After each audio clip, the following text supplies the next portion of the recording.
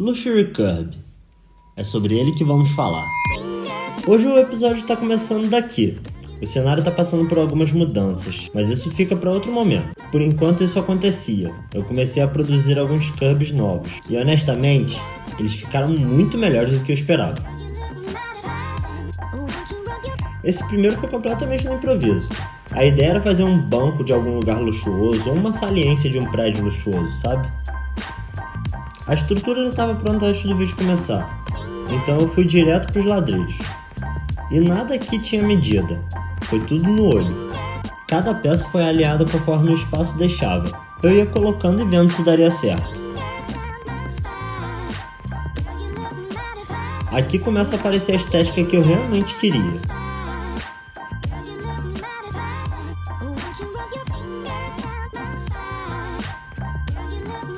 Essas peças pretas em volta formam uma moldura para os ladrilhos brancos.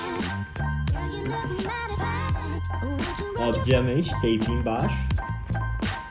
E nesse obstáculo os símbolos da cruzada vão aqui.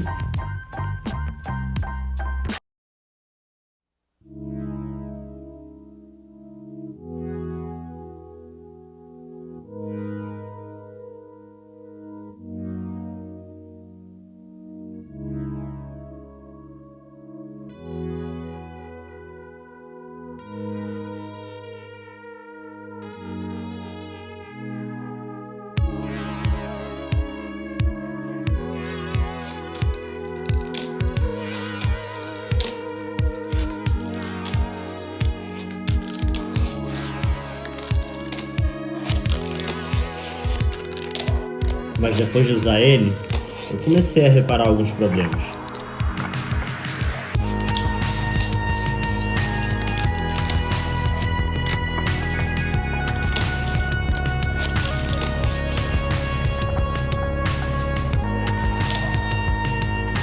Então eu resolvi fazer outro.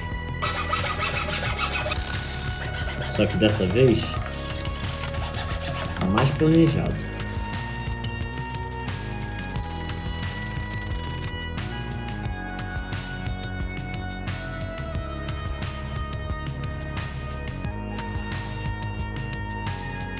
Tudo muda com o alinhamento. A construção ficou mais limpa, a estética ficou mais coerente. Eu queria que parecesse uma estrutura moderna. Esse foi provavelmente o detalhe mais simples e o que mais deu personalidade ao Curb.